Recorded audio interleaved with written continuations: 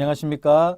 KB국민은행 WM스타자문단 정주용 세무사입니다. 2월의 핫이슈 생활세금과 법률 시작하도록 하겠습니다. 2024년에 개정된 세법 중에서 가장 관심이 많은 부분 중에 하나고요. 고객분들께서 가장 질문이 많은 내용 중에 하나가 혼인, 출산, 증여공제에 대한 내용입니다. 그래서 오늘은 고객분들로부터 많은 질문을 받았던 부분들과 좀 헷갈릴 수 있는 부분들을 한 10가지 정도 정리해서 Q&A 형식으로 여러분들의 궁금증을 완벽히 해결해 드리고자 합니다. 2024년 1월 1일 이후 증여받는 분부터 적용이 되고요. 직계 비속이 직계 존속으로부터 혼인일 전후 2년 이내 또는 자녀의 출생일, 만약에 입양하는 경우에는 입양 신고일이 되겠죠. 그때로부터 2년 이내에 증여받는다라고 하면 1억 원의 증여재산 공제를 추가로 해준다라는 내용입니다. 그래서 이 내용을 기본으로 해서 고객분들로부터 질문이 많았던 그리고 좀 헷갈릴 만한 내용들을 10가지 Q&A로 한번 풀어보도록 하겠습니다. 자, 첫 번째입니다. 혼인 또는 출산 증여공제에서 가장 많이 받는 질문 중에 하나인데 도대체 이 증여재산 공제 금액이 얼마냐? 언론 매체에 따라서는 누구는 1억, 누구는 1억 5천, 그리고 누구는 3억 이렇게 금액을 각자 제각각의 기준으로 설명을 하고 있기 때문에 도대체 어떤 금액이 맞는 건지 많이 문의를 주시는데요. 자, 결론부터 말씀드리면 혼인 또는 출산으로 공제되는 정확한 금액은 1억 원입니다. 자, 그런데 우리가 원래 기존에 받아왔던 증여재산 공제라는 것이 있는데요.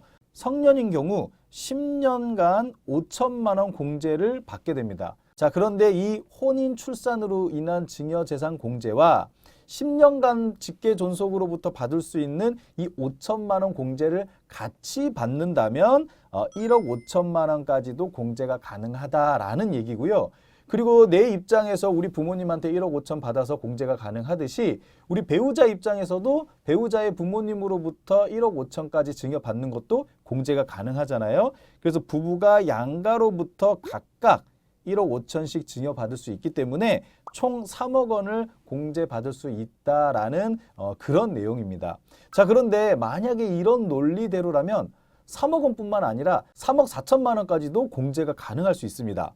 예를 들어서 부모가 있고 자녀가 있고 손자녀가 있다고 가정을 해볼게요. 나의 배우자가 있겠고 나의 배우자의 부모님도 있을 겁니다. 자, 이때 1억 5천만 원을 증여받을 수 있다고 했고요. 배우자도 배우자의 부모로부터 1억 5천만 원을 증여받아 공제받을 수가 있습니다. 자, 그런데 여기에서 얼마를 더 받을 수 있느냐? 내가 장인어른 또는 장모님으로부터 1,000만 원 공제를 받을 수 있고요. 또 나의 배우자도 우리 부모님으로부터 1,000만 원을 증여받을 수가 있는 겁니다. 자, 그리고 손자녀 입장에서 할아버지 할머니 또는 외할아버지 외할머니로부터도 2천만 원 공제가 가능하다는 거죠. 자, 그래서 자녀가 출산해서 3억 원 받을 수 있고 사위와 며느리가 각각 1,000만 원씩 2천만 원, 그리고 손자녀도 조부모로부터 2천만 원 증여를 받아서 3억 4천만 원까지도 공제가 가능할 수 있다라는 그런 내용이 되겠습니다. 자, 이때 주의하실 점이 혼인과 출산 시는 중복해서 공제는 받을 수는 있어요. 다만 1억 각각 받는 것이 아닌 통합 한도가 1억이기 때문에 혼인할 때 1억을 다 공제를 받게 되면 출산할 때는 더 이상 추가 공제를 받을 수 없다라는 점 주의하시기 바랍니다. 자, 두 번째입니다. 다음으로 상담 문의가 많았던 내용 중에 또 하나인데요. 2024년 전에 이미 혼인이나 출산을 했다. 그러면 이 증여재산 공제를 적용받지 못하는지 물어보시는 분들이 꽤 많습니다. 자, 이것도 결론부터 말씀을 드리면 가능하다. 자, 이 규정은 2024년 이후에 증여받는 분부터 적용을 하기 때문에 만약에 2024년 이후 증여받을 때 그 시점이 혼인이나 출산을 하고 난 이후 2년 이내라면 공제가 가능합니다. 다시 말해 2024년 전에 혼인이나 출산을 했다 하더라도 2024년 이후 증여를 받으면서 그 증여받는 시점이 2년 이내라면 공제가 가능하다라고 볼 수 있겠습니다. 자, 세 번째인데요. 나는 초혼은 아니고 재혼을 하게 돼서 2024년 이후 부모님으로부터 1억 원을 증여받을 경우 공제가 가능한가입니다. 자, 이 상속세 및 증여세법에서는 초혼이나 재혼의 구분을 별도로 하고 있지 않고 법에는 혼인을 사유로 공제가 가능하다라고만 되어 있기 때문에 재혼을 하는 경우에도 공제가 가능하다라고 보시면 되겠습니다. 다만 앞에서도 설명드렸듯이 한도가 1억 원이기 때문에 자, 만약 결혼을 한 후에 2024년 이후 증여를 받아 1억 원의 공제를 이미 받았다면 이혼을 하고 재혼을 다시 한다고 하더라도 이 공제는 받을 수가 없겠다라고 보시면 되겠습니다. 자, 네 번째입니다. 이 질문도 의외로 많이들 하시는데요. 자녀를 출산하고 나서 부모님으로부터 증여를 받는데 태어난 아기한테 증여를 해야 이 증여재산 공제를 적용받을 수 있지 않느냐라고 얘기하시는 분들이 의외로 많습니다. 자, 이때는 출산 시 증여재산 공제는 출산한 자녀가 증여받는 것이지 태어난 손자녀가 증여받았을 때 공제받는 제도가 아닙니다. 자, 그래서 출산한 자녀한테 증여를 했을 때 공제를 받을 수 있는 거고요. 대신 손자녀가 결혼하고 출산함으로 인해서 직계 존속인 할아버지 할머니 또는 외할아버지 외할머니로부터 증여를 받는다라고 하면 그때는 손자녀가 1억 원의 증여재산 공제를 받을 수 있다라고 보시면 되겠습니다. 자, 다섯 번째입니다. 우리가 앞에서 설명드렸듯이 혼인일 전 2년, 혼인일 후 2년 이렇게 4년간 증여를 받았을 때 공제를 받을 수 있는데요. 혼인하기 2년 전에 미리 증여를 받고 그 다음에 증여받은 날로부터 2년 안에 혼인만 하면 되는 거거든요. 그럼 이 공제를 그대로 받을 수 있는데 만약에 내가 혼인 전에 증여를 미리 받아서 1억 원의 공제까지 미리 다 받았는데 혼인을 하지 못했다라고 하면 어떻게 해야 되는지 궁금해 하시는 분들이 상당히 많을 텐데요. 자, 약혼자가 사망을 하거나 당사자 한쪽에 자격정지 이상의 형 선고를 받거나 또는 불치병 그리고 약혼 후 1년 이상 생사불명 등의 민법상 약혼 해제 사유가 발생할 경우 부득이한 사유로 보고 또는 혼인 준비 중에 파혼하는 경우 등의 그 밖에 중대한 사유로 인해 혼인하지 못한 부득이한 사유가 발생할 때는 반환특례라는 것을 적용받게 됩니다. 자, 이 반환특례는 뭐냐면 증여를 받았다가 이런 사유가 발생을 해서 혼인을 못하게 됐다. 그때 부모님께 다시 돌려주는 거예요. 그 경우에는 그 부득이한 사유가 발생한 달의 말일로부터 3개월 이내 증여자에게 만약에 다시 되돌려준다라고 하면 처음부터 증여가 없었던 걸로 봐서 그냥 반환하고 끝내주겠다라는 겁니다. 자, 원래 우리가 증여를 받고 나서 반환을 하게 되면 현금 같은 경우에 줄 때도 증여, 반환할 때도 증여로 볼 수 있고요. 그리고 나머지 기타 재산에 대해서도 6개월이 지나게 되면 모두 증여로 볼 수 있거든요. 그런데 이 사유가 발생한 달로부터 3개월 이내에 반환을 하게 되면 처음부터 증여가 없었던 걸로 봐서 재증여로 보지 않겠다라는 내용입니다. 자, 그런데 혼인 전에 증여를 똑같이 받아서 공제를 받았는데 부득이한 사유가 아닌 그냥 2년 이내에 혼인을 하지 않으면 어떻게 되는지에 대해서 궁금하신 분들이 또 많은데요. 자, 부득이한 사유와는 좀 다르게 혼인일 전 2년 이내에 증여를 받아서 공제를 받았다가 증여받은 후 2년 이내에 혼인하지 않게 되면 이건 혼인을 대상으로 공제를 해주는 것이기 때문에 공제 대상 자체에 해당되지 않게 되는 겁니다. 자, 그래서 원래는 공제 후 2년 이내에 혼인을 하지 않게 되면 그때 증여받았던 거에 대해서 증여세 수정 신고를 하거나 기한 후 신고를 해서 가산세와 함께 증여세를 납부해야 되는 겁니다. 자, 그런데 나는 2년 전에 증여를 미리 받고 2년 안에 혼인을 할 줄 알았는데 혼인을 못한 거예요. 그런데 지금 와서 가산세까지 물리게 되면 너무 무리한 과세가 될 수가 있기 때문에 만약에 증여일로부터 2년이 되는 날이 속하는 달의 말일부터 3개월이 되는 날까지 수정신고 또는 기한 후 신고를 잘 이행해라.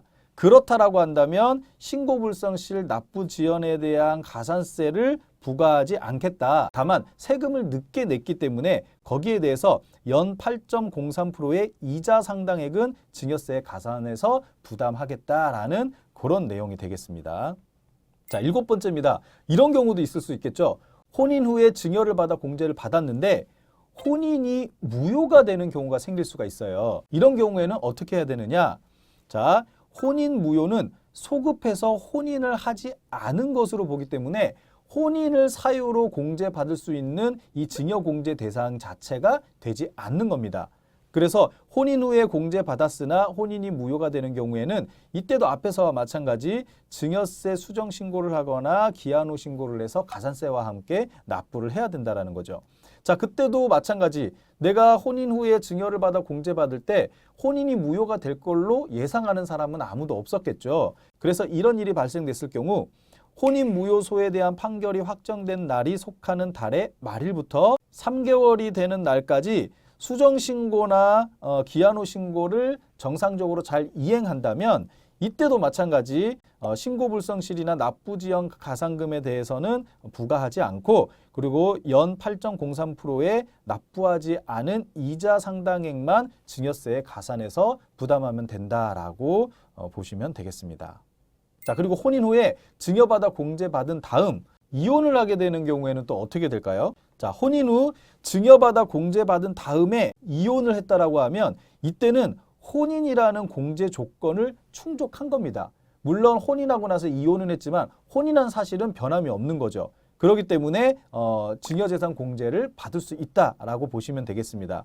자, 그래서 앞에서 설명드린 혼인 전에 증여를 받아서 공제받은 이후에 혼인을 하지 않은 경우나 또는 혼인 후에 증여받아 공제받았는데 혼인 무효가 됐다라는 등의 사유와 달리 이 이혼이라는 것은 혼인 공제 요건을 충족했기 때문에 증여재산을 반환하거나 증여세를 수정 신고하거나 기한 후 신고할 필요는 없다라고 보시면 되겠습니다. 자, 그리고 우리가 이제 증여공제 얘기할 때 현금 증여를 많이 얘기하다 보니까 현금 증여만 공제가 된다고 알고 계신 분들도 꽤 많으세요. 그리고 이 증여받은 재산은 꼭 혼인이나 출산 목적에만 사용해야 되는지 이렇게 좀 질문하시는 분들이 많이 계신데 자, 증여재산 공제는 타인으로부터 경제적 가치가 있는 재산을 증여받은 경우 모두에 해당되거든요. 그래서 현금뿐만 아니라 부동산, 주식, 채권, 자동차, 달러 상관없습니다. 현금 외에 다른 증여도 모두 공제가 가능하다라고 보시면 되겠고요. 그리고 이 증여받은 재산에 대해서도 어디에 써야 된다, 어떤 목적으로 써야 된다 그런 규정은 없기 때문에 반드시 혼인이나 출산 목적에만 사용해야 되는 것은 아니기 때문에 다른 목적으로도 자유롭게 사용할 수 있다라는 거 기억하시면 되겠습니다. 자, 마지막입니다. 자, 요즘 아파트 가격이 많이 오르면서 혼인하는 자녀에게 아파트 취득자금을 빌려주거나 또는 전세자금을 빌려줘서 지원해주는 경우도 많은데요. 자, 이 차입금도 원래 자녀가 부모님한테 원리금을 상환해야 되지만 부모님이 이 대여금 회수를 포기하는 경우도 많이 발생을 하게 됩니다. 그때 우리가 증여로 볼 수 있는데요. 만약에 혼인 또는 출산 후에 부모님으로부터 빌린 차입금을 부모님이 회수 포기해서 증여로 보는 경우에도 1억 원 공제를 받을 수 있는지 이런 부분들을 또 궁금해 하시는데 자, 위 사례와 같이 채무 면제 등에 따른 증여에 대해서는 안타깝게도 이 공제를 적용하지 않고 있습니다. 그래서 부모로부터 빌린 차입금 등의 회수 포기로 인한 증여는 공제 대상이 안 된다라고 보시면 되겠습니다. 자, 그리고 고적과 양수도에 따른 이익의 증여, 부동산 무상 사용에 따른 이익의 증여, 그다음에 취득자금 등의 증여 추정, 명의신탁재산 증여 의제 등에 해당하는 경우에도 공제받을 수 없기 때문에 이 부분도 좀 주의를 해주시기 바랍니다. 자, 그리고 이 증여재산 공제는 수증자가 거주자일 때만 공제가 가능하잖아요. 그래서 혼인 또는 출산 증여재산 공제도 마찬가지로 직계비속인 수증자가 거주자만 공제가 가능하기 때문에 만약에 자녀 등이 비거주자다라고 한다면 이 공제를 받을 수 없다라는 점 꼭 기억해 주시기 바랍니다. 자, 저는 오늘 여기까지 마치고요. 다음 달에 더 알찬 내용으로 찾아뵙도록 하겠습니다. 감사합니다.